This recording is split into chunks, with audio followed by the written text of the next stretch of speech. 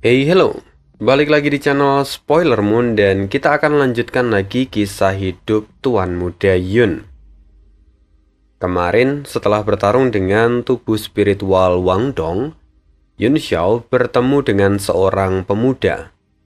Namanya adalah Li Feiyu. Dia begitu bersahabat dan memang mencoba untuk mendekati Yun Xiao. Bahkan di akhir cerita part 4 kemarin, mereka akhirnya pergi bersama menuju konferensi dagang yang diadakan oleh penguasa kota. Tentu di dalam perjalanan mereka banyak bercerita meskipun Yun Xiao tidak mengungkap semua tentang identitasnya. Dan kisah ini akan berlanjut ke bagian konferensi dagang. Seperti apa bentuknya? Kita akan sambung lagi kisah hidup Tuan Muda Yun di part 5. Nah, kalau rekan-rekan mau berbagi kopi, linknya bisa lewat yang ada di kolom deskripsi ya. Cuman 1000-an buat beli bubuk kopi, lumayan kan buat temen lembur. Tidak ada paksaan, seikhlasnya saja. Kalau mau silahkan, kalau enggak ya sudah, kita dengarkan kelanjutan kisah ini. Sekarang, Yun Xiao dan Little King Kong tampak menggunakan jubah tertutup, sehingga orang-orang tidak akan bisa melihat wajah mereka dengan jelas. Yun Xiao sengaja melakukan ini agar mereka sulit untuk dikenali. Selain itu, Yun Xiao juga meminta Li Feiyu untuk memperlakukan Little King Kong sebagai Yun Xiao, sementara dirinya bersikap sebagai seorang pengawal. Nah, singkat cerita, tibalah mereka di pusat kota. Mereka segera mendatangi rumah dari tuan kota agar bisa masuk ke dalam konferensi.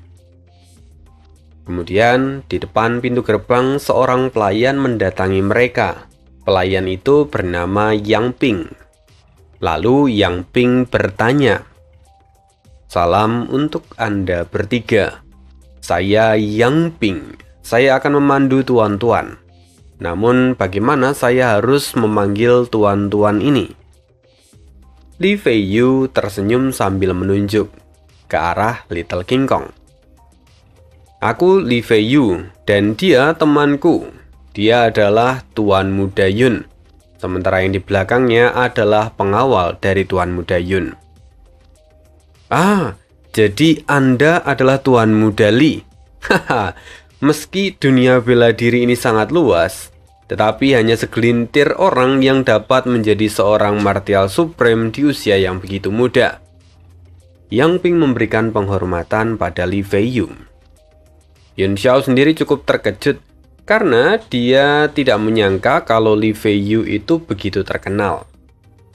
Meskipun Yun Xiao curiga bahwa Li Feiyu itu adalah salah satu murid dari kekuatan besar di dunia bela diri. Tetapi kan dia tidak tahu identitas aslinya. Lalu, Li Feiyu kemudian dengan rendah hati berkata kepada pelayan itu, "Tuan, Anda terlalu menyanjung saya." Tapi Li Feiyu tertawa. Sudah menjadi rahasia umum bahwa Tuan Li adalah salah satu dari 4 keajaiban wilayah utara. Mari, saya akan antar Tuan Muda dari menara 10.000 harta karun. Saya yakin kemeriahan konferensi dagang kali ini pasti akan meningkat beberapa kali lipat, kata Yang Ping. Mendengar itu, Yun Xiao menyembunyikan keterkejutannya. Dia tidak menyangka kalau Li Feiyu sebenarnya adalah anggota dari 10.000 harta karun. Kalau dinilai dari usianya, seharusnya mereka tidak terpaut jauh. Dan seharusnya Li Feiyu juga ikut berpartisipasi di dalam kompetisi bela diri yang diadakan di kota Songyue. Mungkinkah mereka saat ini sedang pergi ke arah yang sama? Yun Xiao memendam semua pertanyaan itu, dan kemudian mereka pun masuk. Begitu mereka memasuki ruangan itu, semua mata tertuju pada Li Feiyu. Ini memang hal yang wajar karena Li Feiyu itu masih muda tetapi kultivasinya yang sangat tinggi. Saat ini, Yang Ping pun mengantarkan Li Feiyu dan Yun Xiao ke salah satu meja yang ada di sana. Begitu tiba, Seorang laki-laki berpakaian linen di sebelah kiri bertanya, "Tuan Yang Ping, adik-adik ini masih sangat muda, tetapi Anda memperlakukan mereka dengan sangat baik. Saya penasaran siapa mereka ini. Apakah mereka setara dengan Tuan Bitan dan juga Tuan Yingbo dari Pulau Kebebasan? Selain itu, lihat pria gemuk ini. Dia mengenakan jubah dan menyembunyikan wajahnya. Apa dia berpikir kalau tidak ada orang yang memenuhi syarat untuk melihat wajahnya?" Laki-laki berpakaian linen itu mulai memprovokasi. Sementara Yang Ping yang mendengar rentetan pertanyaan itu pun tertawa. "Sepertinya Anda sekalian sangat penasaran. Maka saya akan perkenalkan. Tuan muda ini adalah Tuan Muda Li Feiyu dari 10.000 harta karun. Dan yang ada di sebelahnya adalah teman dari Tuan Li Feiyu. Namanya Tuan Muda Yun." Li Feiyu? Semua orang terkejut. Bahkan laki-laki yang tadi sengaja memprovokasi pun segera menutup mulutnya. Di bagian depan Yun Xiao saat ini ada dua orang pria yang cukup unik. Warna kulit mereka berbeda, satu biru dan satu lagi merah. Pria berkulit biru dikenal dengan nama Yingbo, sementara yang berkulit merah dikenal dengan nama Bitan. Dua orang inilah yang tadi disebut oleh pria berpakaian linen. Dugaan sementara, kulit mereka berbeda dengan yang lain. Itu terjadi karena mereka mengembangkan teknik kultivasi khusus, sehingga memberikan efek pada kulit mereka. Kini, Bitan tampak menyeringai.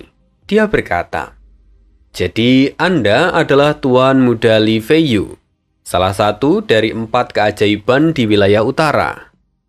Saya tidak menyangka bahwa seorang bijak yang hebat datang ke tempat ini. Saya yakin Tuan Muda Li Feiyu pasti memiliki banyak harta karun yang dibawa sekarang." Mendengar itu, Li Feiyu pun tertawa. "Tuan, Anda sungguh terlalu memuji." Melihat interaksi yang positif, Yang Ping tersenyum dan memperkenalkan mereka satu sama lain. Lalu setelah itu dia berkata, "Tuan-tuan, silahkan untuk melanjutkan perbincangan ini. Saya harus izin undur diri karena masih ada tamu yang harus saya sambut." "Oh ya, terima kasih Tuan Yang Ping," kata Li Feiyu dengan sopan. Tak lama setelah itu, Little King Kong yang selama ini belum pernah bicara, akhirnya dia berkata-kata. Tentu saja yang bicara ini sebenarnya bukanlah Little King Kong, tetapi Yun Xiao yang mengendalikan Little King Kong untuk bicara. Kedepannya, setiap kali Yun Xiao berbicara di dalam forum ini, dia akan menggunakan Little King Kong sebagai penyalur suaranya. Little King Kong dengan suara serak berkata, "Kalian berdua berasal dari Pulau Kebebasan di Laut Utara. Bagaimana kabar dari Tuan Hong?" Mendengar pertanyaan ini, dua pria itu pun terkejut.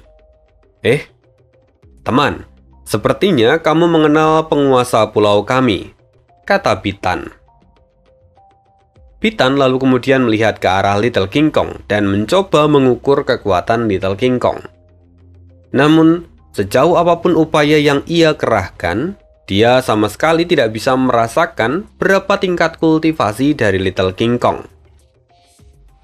Bitan merenung sejenak.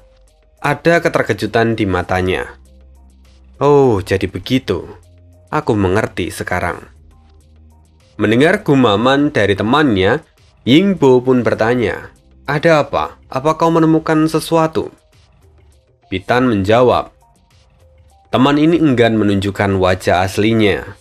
Dia sengaja menyembunyikan dirinya dengan cukup baik." Mendengar itu, Li Feiyu tersenyum. "Oh, jadi Tuan Bitan bisa melihat identitas dari Tuan Muda Yun.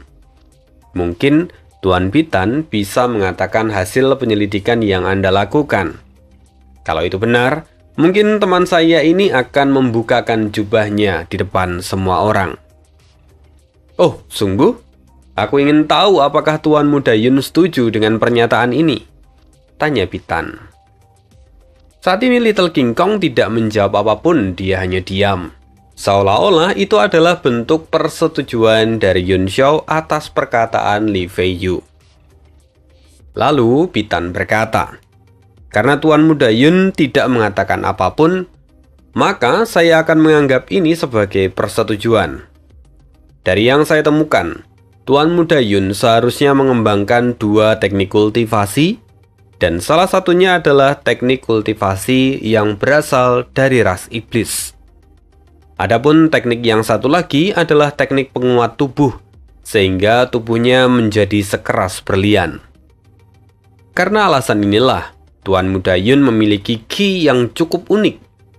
Bahkan saya curiga kalau sebenarnya Tuan Muda Yun adalah keturunan dari ras iblis.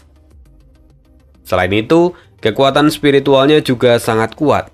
Saya bisa memperkirakan bahwa Tuan Muda Yun sebenarnya adalah seorang alkemis tingkat 7. Kalau tidak, saya pasti sudah bisa memeriksa lebih jauh lagi tentang informasi Tuan Muda Yun. Pitan tampak percaya diri, seolah semua yang ia katakan itu adalah kebenaran. Sayangnya, Little King Kong kemudian bicara. Anda memang adalah seseorang yang berasal dari Pulau Kebebasan. Tapi sayang sekali, masih banyak kekurangan dalam penjelasan yang Anda berikan. Mendengar itu, Pitan hanya bisa tertawa. Begitukah? Sayang sekali. Saya tidak bisa melihat sosok asli dari Tuan Muda Yun. Tampaknya saya masih harus banyak belajar. Di sisi lain, Li Fei Yu semakin penasaran dengan identitas Yun Xiao yang sebenarnya. Sejak ia datang, ia sudah menyebutkan banyak hal tentang Pulau Kebebasan. Padahal, Li Fei Yu yang berasal dari 10.000 harta karun hanya memiliki sedikit informasi tentang Pulau Kebebasan. Tetapi Yun Xiao yang masih begitu muda tampaknya sangat akrab dengan Pulau Kebebasan. Li Fei Yu mulai curiga, apakah mungkin Yun Xiao sebenarnya berasal dari alam dewa? Di tengah pemikiran Li Fei Yu, Yun Xiao tanpa ragu berkata dengan suara keras, "Kapan konferensi dagang ini akan dimulai? Apakah mereka masih menunggu tamu terhormat yang lain?" Mendengar suara Yun Xiao, Yang Pin tertawa. Sepertinya Tuan Muda Yun sudah tidak sabar lagi. Saat ini, Yang Pin tidak sendiri. Dia datang sambil membawa seorang wanita yang berjalan di sampingnya. Baiklah, acara akan segera dimulai karena tamu terhormat kita sudah tiba. Sosok wanita di samping Yang Pin. Dia adalah wanita yang sudah cukup berumur, kisaran 40-an, tetapi wajahnya terlihat sangat cantik. Yang Pin mengantarnya dan berkata, "Di antara hadirin yang terhormat pasti sudah tidak asing lagi dengan beliau. Tuan Kota secara khusus mengundangnya untuk berpartisipasi dalam konferensi dagang kali ini. Beliaulah yang nanti akan membantu kita untuk menentukan harga." Semua orang pun berseru ketika melihat wanita itu. Lalu, kemudian, seorang laki-laki mengenakan jubah biru, dia berdiri. Dialah sang penguasa kota Yufeng, Geng Xing namanya. Geng Xing berkata, "Jika di dunia ini ada harta karun yang tidak dapat dinilai oleh Bibi Jiu, maka pada dasarnya tidak ada orang lain di dunia ini yang bisa menilainya. Saya ucapkan selamat datang kepada kepala keluarga Mei, Bibi Jiu." Orang-orang yang semula belum pernah melihat Bibi Jiu secara langsung, kini tampak terpana melihat Bibi Jiu. Wajahnya benar-benar cantik meskipun sudah berumur. Dan kulitnya begitu mulus tanpa cacat sedikit pun. Sementara itu, Yun Xiao sendiri tampak tertegun. Dia tidak menduga bahwa keluarga Mei Dong Er ternyata adalah keluarga Mei yang terkenal akan kemampuannya dalam penilaian.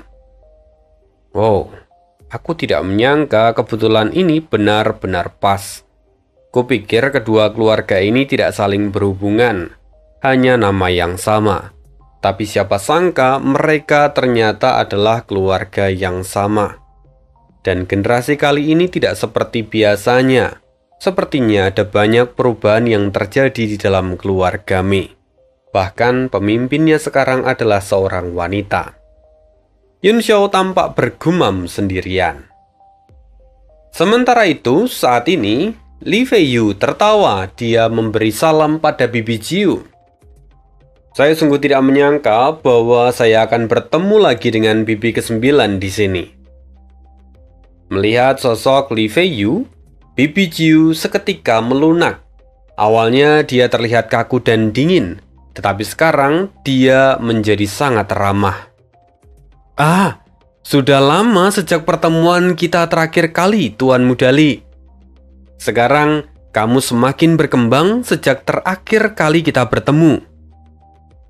Saya menunggu Anda merebut gelar pertama dari 4 keajaiban wilayah utara.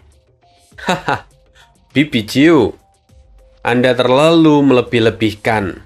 Dengan kemampuan dan bakat saya, akan sulit untuk mendapatkan posisi pertama dari 4 keajaiban wilayah utara, kata Li Feiyu sambil tersenyum ramah. Bibi Jiu membalas senyuman itu, lalu tidak mengatakan apapun. Sementara Geng Xing tersenyum dan dia ikut bicara. Sungguh pertemuan yang luar biasa. Saya tidak menyangka kalau acara ini bahkan menarik perhatian dari Tuan Muda Li. Sungguh ini adalah kejutan yang menyenangkan. Saya yakin Tuan Muda Li juga pasti membawa banyak harta yang berharga. Saya sungguh menantikan apa yang akan Tuan Muda Li jual di tempat ini. Mendengar itu, Li Feiyu pun tertawa. Tuan Geng Xing, mohon untuk tidak terlalu berharap pada saya. Saya takut Anda kecewa. Geng Xing tersenyum. Saya yakin Anda tidak akan mengecewakan saya. Setelah mengatakan itu, Geng Xing lalu menoleh ke arah Bibi Jiu. Dia bertanya, Bibi Jiu, ini tidak seperti dirimu yang biasanya. Anda tidak pernah terlambat sebelum ini. Mendengar itu, Bibi Jiu tampak tersenyum masam. Sesungguhnya saya pun tidak ingin terlambat. Namun saat ini keluarga saya sedang tertimpa masalah. Karena itulah saya datang terlambat kali ini. Oh, masalah apa itu? Jika berkenan, tolong katakan pada saya. Selama saya bisa membantu, maka saya akan melakukan yang terbaik, kata Geng Xing. Bibi Jiu pun kemudian menceritakan, terima kasih Tuan Geng. Ini adalah bencana yang tidak pantas, tetapi kami sungguh terpaksa terlibat. Jadi ceritanya, putra dari ketua sekte Miao Xuan, Wang Da, mati di restoran keluarga saya. Apa? Wang Da mati? Geng Xing pun terkejut. Bagaimana ini bisa terjadi? Kalau hal ini sungguh-sungguh terjadi, maka masalah ini akan menjadi sangat merepotkan. Apakah Anda tahu siapa pelakunya? Tanya Geng Xing. Bibi Jiu dengan ekspresi masam menjawab, jujur saja, saya pun tidak tahu. Tetapi seluruh restoran keluarga saya hancur. Para penjaga mengatakan bahwa ada seorang pemuda berusia 20-an tahun yang membawa boneka bela diri. Dia datang dan membunuh Wang Da. Lalu saat Wang Zheng datang dengan bawahannya untuk membalaskan dendam, pemuda itu justru membunuh bawahan Wang Zheng, lalu mengejarnya keluar kota. Mendengar itu, wajah semua orang pun tampak serius. Geng Xing dengan kaget bertanya, siapa yang begitu berani melakukan semua ini? Jika Wang Zheng sampai mati juga, maka sekte Miao Xuan dalam masalah besar. Jika Tuan Wang Gong kehilangan kedua putranya, maka bisa saja dia datang ke kota Yufeng untuk membuat perhitungan. Kalau dibiarkan, maka kota ini akan terseret dalam bara api kemarahannya. Bibi Jiu pun berkata, "Itulah yang saya khawatirkan. Sekarang saya telah mengirimkan orang untuk menyelidiki seluruh kota. Meskipun kami tidak menemukan pembunuhnya, tetapi kami telah mengunci rekan-rekannya. Saya berharap kita bisa mengamankan situasi ke depannya." Mendengar itu, Geng Xing pun tersenyum pahit. Wang Da sudah mati. Hasil baik apa yang bisa kita dapatkan? Namun kemarahan Wang Gong tidak bisa dihindari. Saya sebagai penguasa kota Yufeng punya tanggung jawab untuk melindungi kota. Jadi, Bibi Jiu dapat tenang. Saya pasti akan mengambil tindakan. Mendengar itu, Bibi Jiu pun tersenyum dan dia tampak lebih tenang. Sementara itu, Li Feiyu melirik Yun Xiao, seolah-olah dia memberi kode. Tapi Yun Xiao sama sekali tidak memperdulikannya. Kalau ada sesuatu yang mengganggu pikiran Yun Xiao, jelas adalah apa yang dikatakan oleh Bibi Jiu tadi, di mana Bibi Jiu mengatakan kalau rekan-rekannya sudah diamankan. Yun Xiao tahu bahwa saat ini rekan-rekannya berada di dalam rumah dagang Thunderwind. Di sana juga ada Mo Xiaochuan. Kalau dipikir lagi, seharusnya mereka semua aman. Lagi pula, sebelumnya dia tidak mendengar keributan apapun. Kalau memang ada orang yang berani menyerang Mo Xiaochuan, pasti kota Yufeng mengalami kekacauan besar. Tapi sejauh ini, segalanya berjalan dengan damai. Maka seharusnya situasinya masih aman terkendali. Ya, tidak masalah. Bahkan jika mereka memang tertangkap pun, maka Yun Xiao hanya harus menginterogasi Bibi Jiu dan menyelamatkan mereka. Kini Yun Xiao membuang segala pikiran itu dan kembali fokus ke tempat ini. Setelah itu, banyak orang yang kemudian memberikan dukungan pada Bibi Jiu. Mereka semua mengatakan akan membantu Bibi Jiu apapun yang terjadi. Mulai dari Liu Fei dan juga mereka yang hadir di sana. Semuanya adalah perwakilan dari kekuatan super yang tersebar di seluruh kota Yufeng. Setelah itu, Geng Xing kemudian tertawa. Dia meredakan amarah semua orang dan berkata, "Baiklah, kalau begitu sekarang mari mulai konferensi ini. Kita akan mengurus masalah Bibi Jiu setelah konferensi ini selesai." Oke.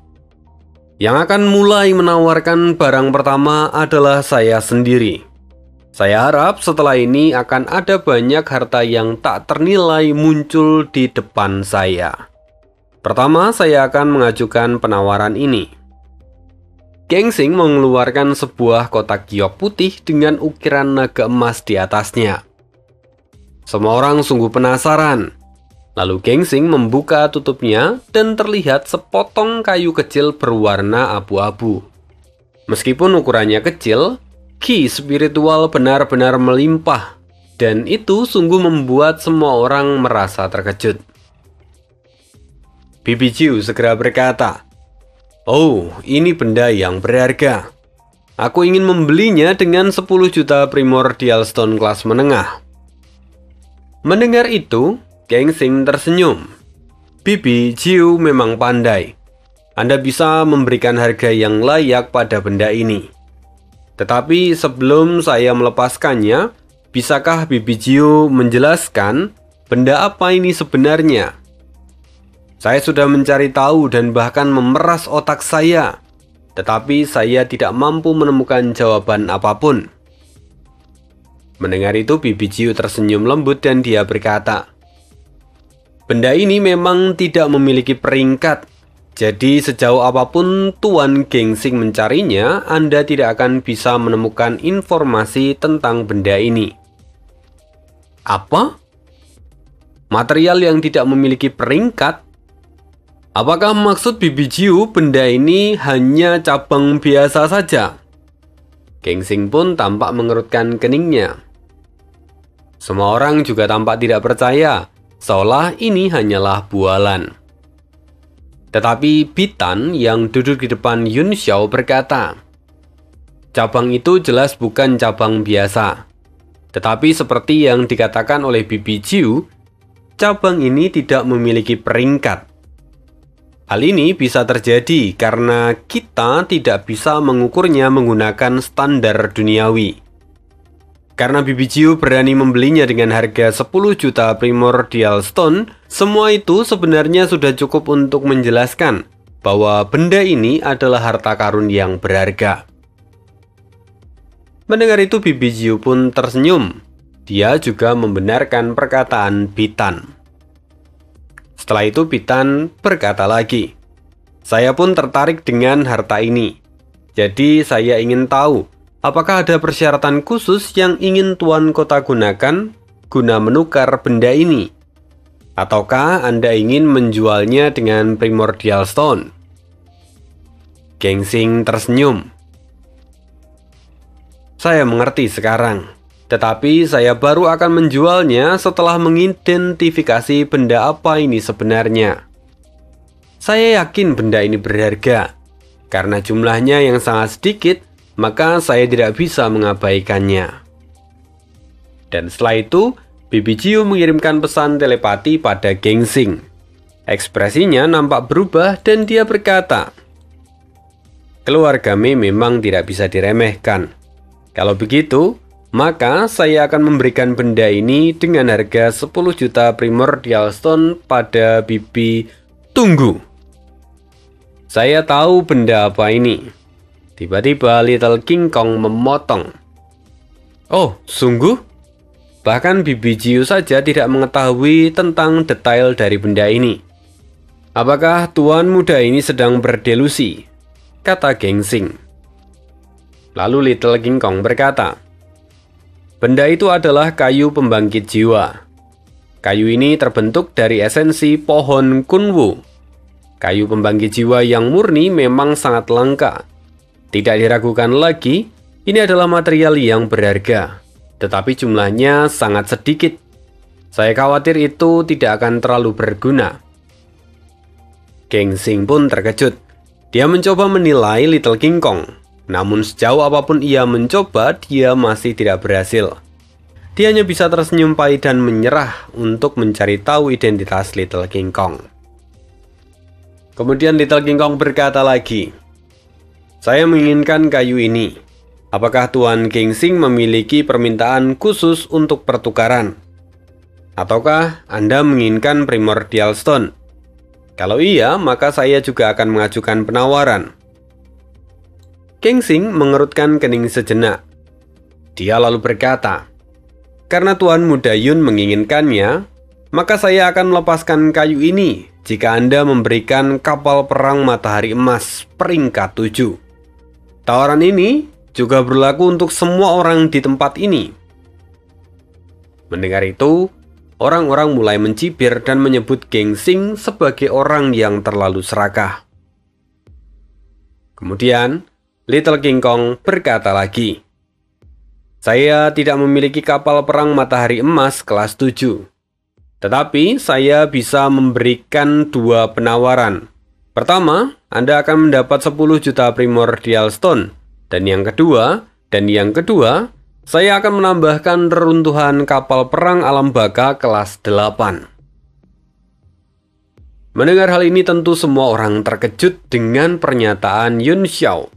Lagi pula, kapal perang kelas 8 itu adalah senjata perang yang sangat berharga. Tuan muda ini sungguh luar biasa. Tapi sebelumnya, bolehkah saya melihatnya terlebih dahulu?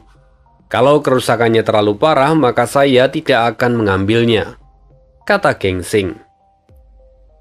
Little King Kong pun lalu melambaikan tangannya dan Yun Xiao berjalan maju ke arah Gengsing. Dia memberikan sebuah tas penyimpanan yang isinya adalah reruntuhan kapal perang alam baka. Gengsing segera memeriksanya menggunakan indera spiritual miliknya. Seketika, senyuman muncul di wajah Gengsing. Dia bisa melihat bahwa reruntuhan kapal perang ini dikumpulkan dari dataran iblis. Meskipun tidak lengkap, tetapi inti dari kapal perang ini masih utuh, jadi masih bisa diperbaiki. Dengan kondisinya saat ini, bahkan reruntuhan kapal perang ini nilainya jauh lebih berharga daripada kapal perang Matahari Emas peringkat 7. Mendapatkan hal ini tentu Gengsing sangat bersemangat. Jadi dia berkata, "Kalau memang begitu, maka saya akan menerima ini." Setelah itu Gengsing kemudian memberikan kotak kayu pada Yun Xiao, dan Yun Xiao pun membawanya kembali ke arah Little King Kong.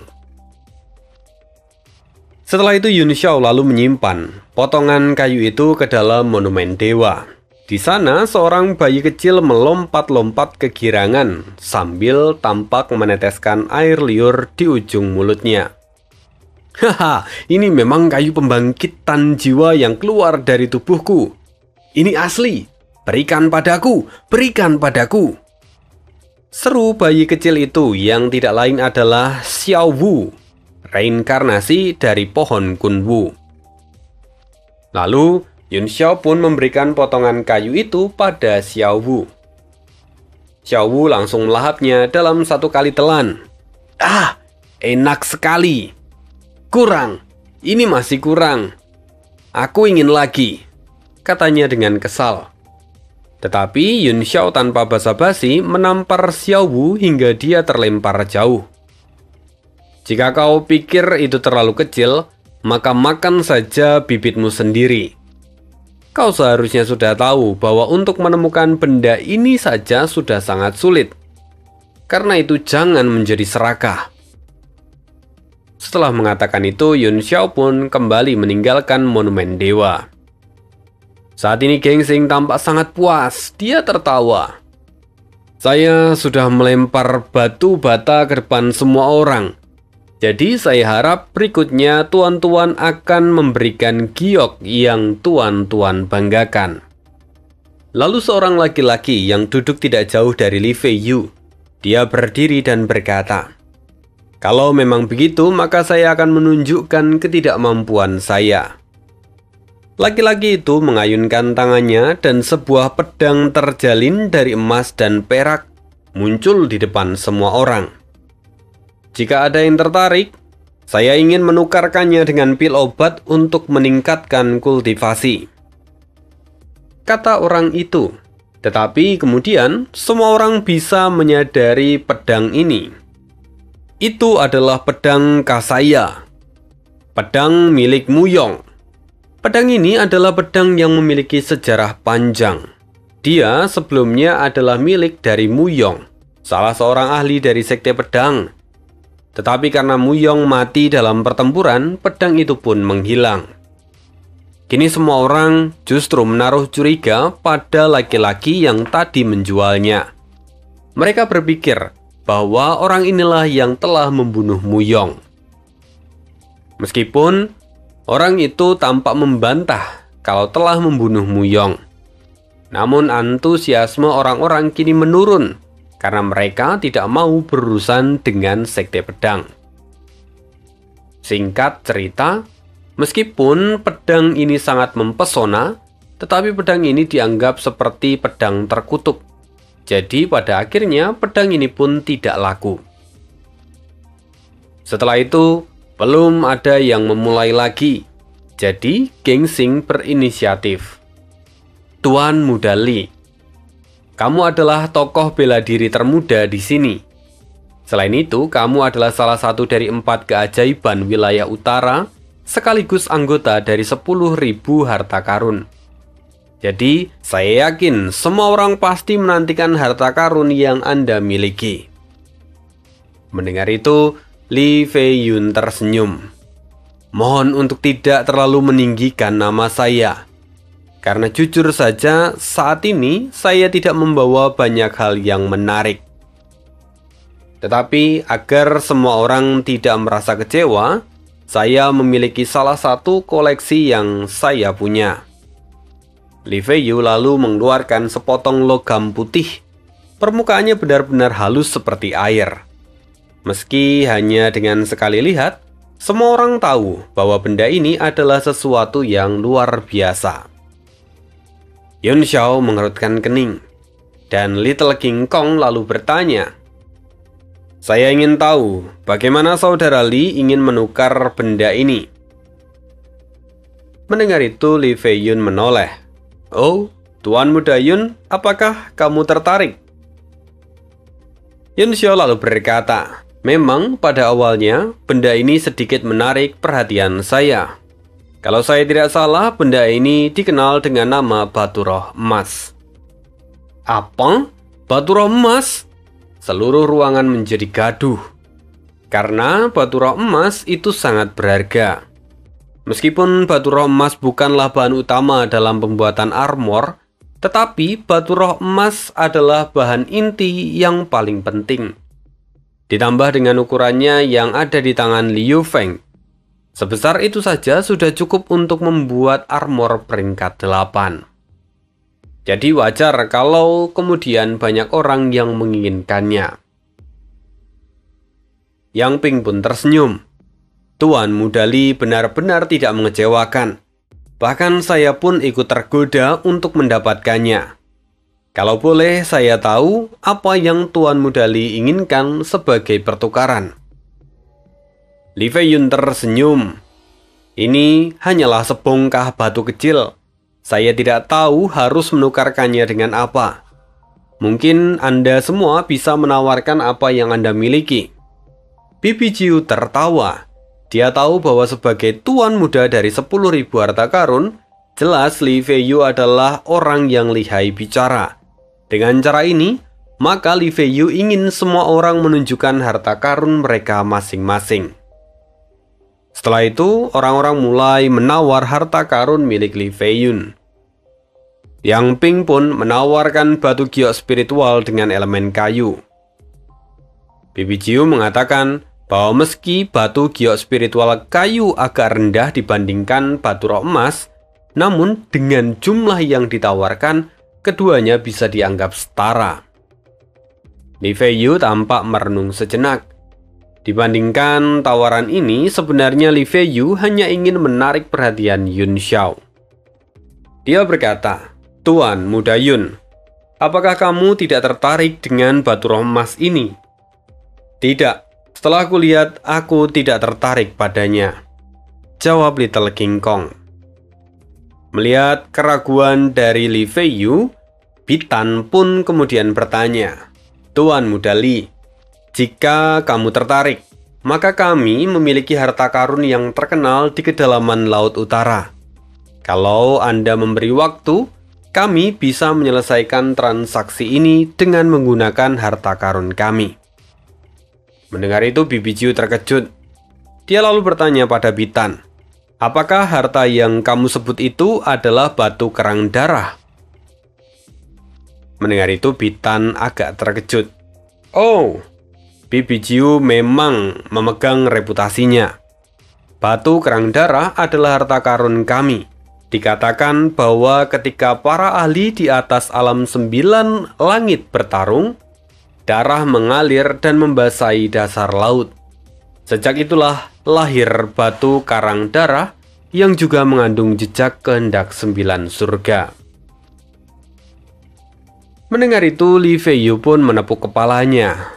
"Oh, sungguh ini pilihan yang sulit. Saya tertarik pada keduanya. Tetapi, Tuan Muda Yun, apakah Anda memiliki saran untukku?" Little King Kong lalu berkata dengan suara dingin, "Keduanya adalah sampah. Sama seperti batu roh emas milikmu. Jadi, mau kau tukar dengan yang manapun, itu tidak ada bedanya." Tuan Muda Yun, bukankah kata-katamu itu sedikit berlebihan? Apa kamu tidak takut kalau lidahmu tiba-tiba tergilir?" Liu Feng mencibir. Orang-orang yang lain pun kini tampak geram. Sementara Yang Ping, dia tampak tidak senang. Dia berkata, "Tuan Muda Yun, saya yakin kamu membawa banyak harta. Jadi kenapa kamu tidak menunjukkan pada kami, sehingga kami dapat membandingkan ketidakmampuan kami?" Little King Kong lalu menjawab, "Tentu saja, aku punya harta karun. Tetapi apa aku harus menunjukkannya? Sayang sekali kalian bahkan tidak akan mampu memberikan apa yang ku mau." Kensing pun mendengus. Meskipun kota Yufeng hanyalah kota kecil, tetapi kota ini adalah benteng yang menghubungkan seluruh kota besar di wilayah utara. Maka secara alami, tempat ini menjadi pusat pertukaran harta karun. Bahkan jika Tuan Muda Yun menginginkan bintang jatuh atau meteor, kota ini pun bisa menyediakannya. Mendengar itu, Little King Kong berkata lagi, "Sepertinya penguasa kota begitu percaya diri. Padahal dari semua orang yang ada di sini, satu-satunya kelompok yang memiliki peluang untuk memberikan apa yang kuinginkan hanyalah 10.000 harta karun.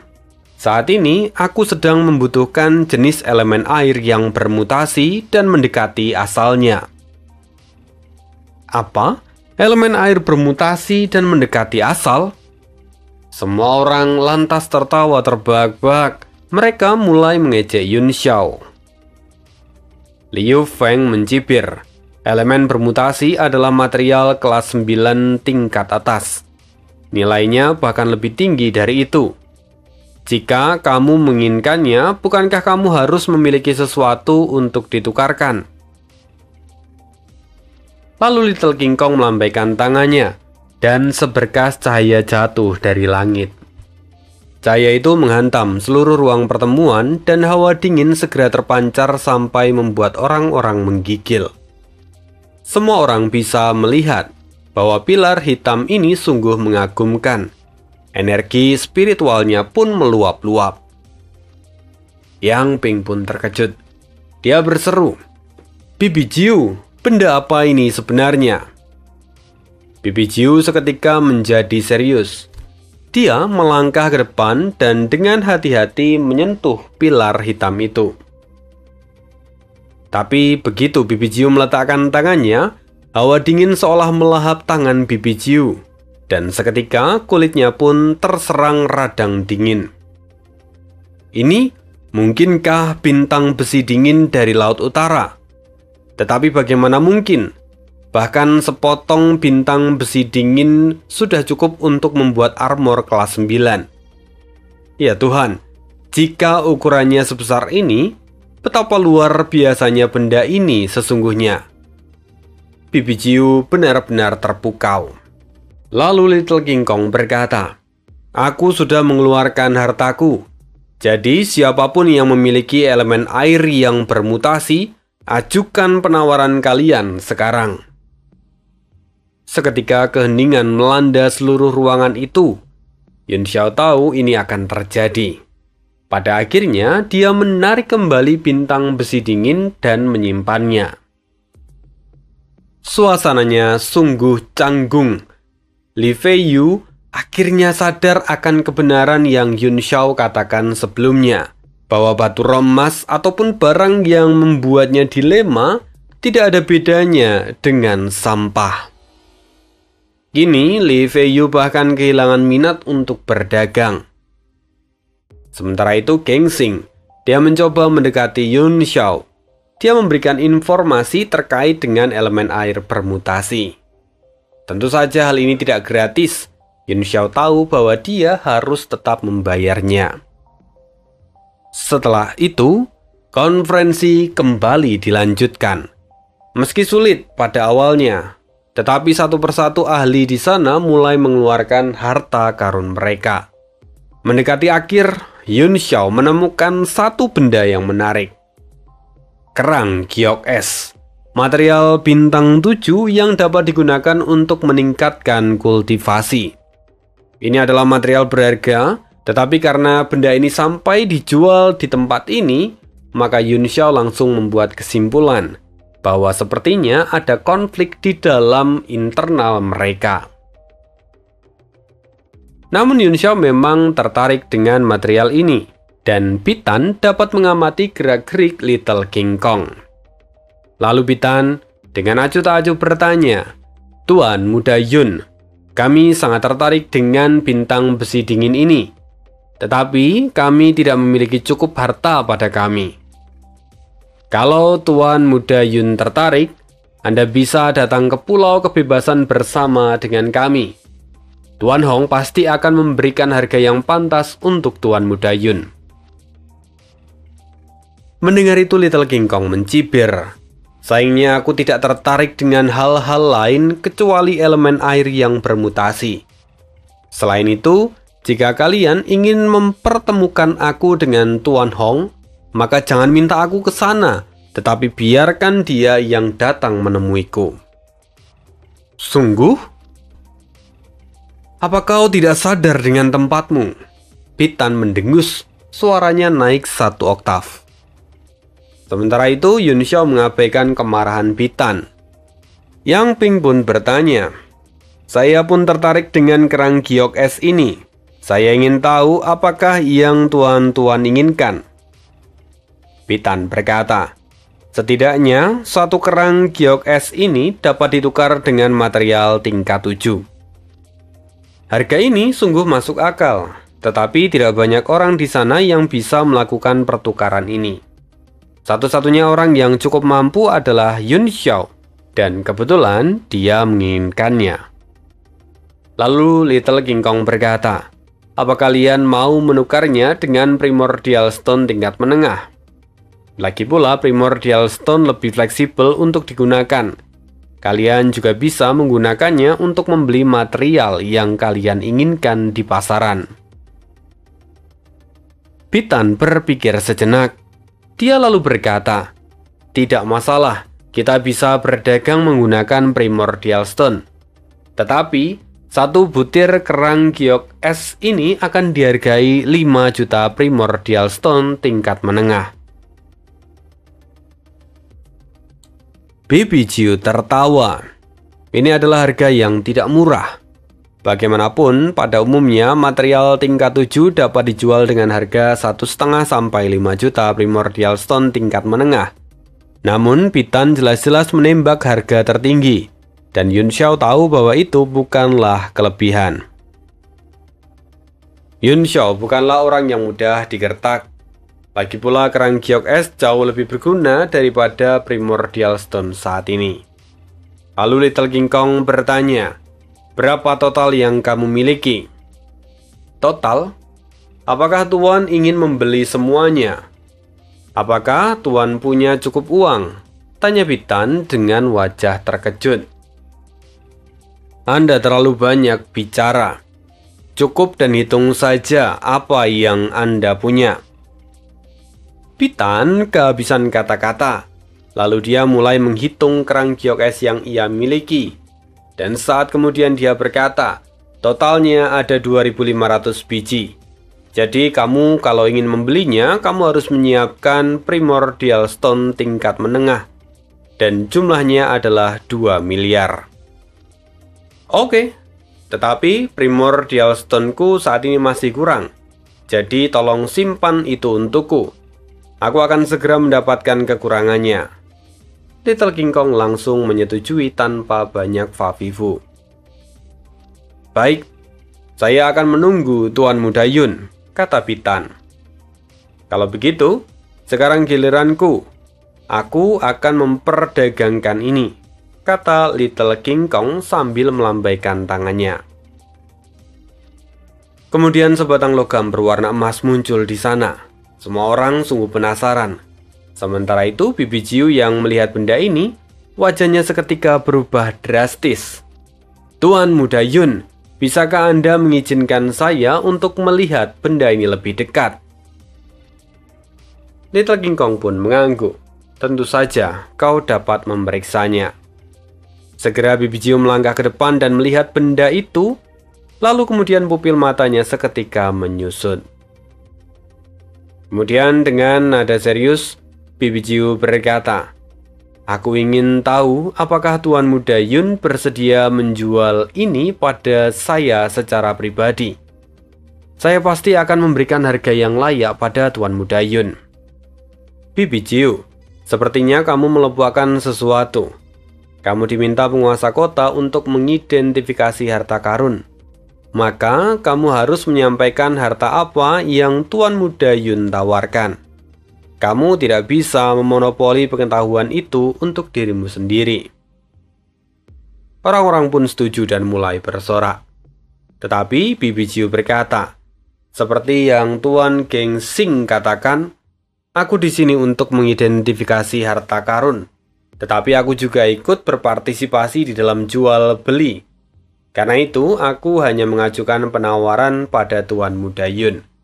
Apakah dia mau menerimanya atau tidak, itu adalah urusan Tuan Muda Yun. Yun Xiao merenung. Lalu dia kembali mengendalikan Little King Kong dan dia berkata, ini memang membuatku bingung. Karena aku juga membutuhkan kerang giok es. Mendengar hal itu, Bibi Jiu segera berkata, Tuan Muda Yun tidak perlu khawatir. Aku akan membelikan semuanya. Aku akan memberikannya pada Tuan Muda Yun sebagai hadiah pertemuan pertama kita. Saya akan membeli semuanya dan saya akan memberikannya pada Tuan Muda Yun sebagai hadiah pertemuan pertama kita. Saya harap Tuan Muda Yun setelah selesai acara ini berkenan untuk datang ke keluarga Mei dan mendiskusikan tentang detail transaksi ini. Mendengar itu, Little King Kong lalu menjawab, jika Bibi Jiu berkenan memberikan semua itu, maka saya tidak bisa menolaknya. Mari lakukan seperti yang Bibi Jiu minta. Di saat yang sama, Yun Xiao sebenarnya juga sedang memikirkan keselamatan Dong Er. Jadi dia memang perlu pergi ke keluarga Mei. Kini semua orang bingung. Mereka tidak tahu apa yang Bibi Jiu tawarkan pada Yun Xiao. Tetapi jelas harganya tidak sederhana. Karena Bibi Jiu bahkan hendak memberikan kerang giok es hanya sebagai hadiah untuk Yun Xiao. Semua orang tidak bisa menghentikan transaksi ini. Mereka hanya bisa berharap agar mendapatkan sesuatu yang layak pada penawaran berikutnya. Setelah itu, Bibi Jiu berkata pada Bitan, saya sekarang hanya membawa sedikit primordial stone. Karena itu saya akan memberikan 2 miliar primordial stone sebagai uang muka. Apakah kalian akan menerimanya? Jika memang kurang, maka saya akan menambahkan material lain yang berharga. Bitan tahu bahwa Bibi Jiu adalah orang penting. Dia juga tidak berani menyinggungnya. Karena itu Bitan menjawab, karena Bibi Jiu yang hendak membeli barang kami, tentu saja kami tidak perlu jaminan. Anda bisa mengambilnya, dan untuk pelunasannya kita akan selesaikan nanti. Lalu, Bibi Jiu berkata, kalau memang begitu, maka saya sangat menghargai keputusan ini. Saya akan segera mengirim orang untuk menyelesaikan pelunasannya. Untuk saat ini, Anda dapat memberikan kerang giok es itu pada Tuan Muda Yun. Tentu, kata Bitan, yang kemudian menyerahkan kotak berisi kerang giok es pada Yun Xiao. Setelah itu, acara masih dilanjutkan sampai dengan selesai. Sayangnya, tidak banyak hal menarik yang terjadi. Setelah semuanya selesai, Yun Xiao mendapatkan undangan khusus dari Bibi Jiu. Sementara, Li Feiyu menggunakan identitasnya untuk pergi mengikuti Yun Xiao. Jadi pada akhirnya mereka pun pergi bersama menuju kediaman keluarga Mei. Jadi begitulah kisah hidup Tuan Muda Yun kali ini. Kalau kita cermati di komik chapter yang kemarin yang di 426 atau 427 itu sedikit berbeda dengan video yang Ane buat, karena memang Ane buatnya berdasarkan light novelnya. Tetapi secara umum alurnya tidak berubah, yang berubah hanya detail-detail kecil di dalam ceritanya. Ya, semoga kalian tetap puas dengan spoileran ini. Dan kita akan lanjutkan lagi di pertemuan berikutnya. Terima kasih, see you again di next video, dan bye.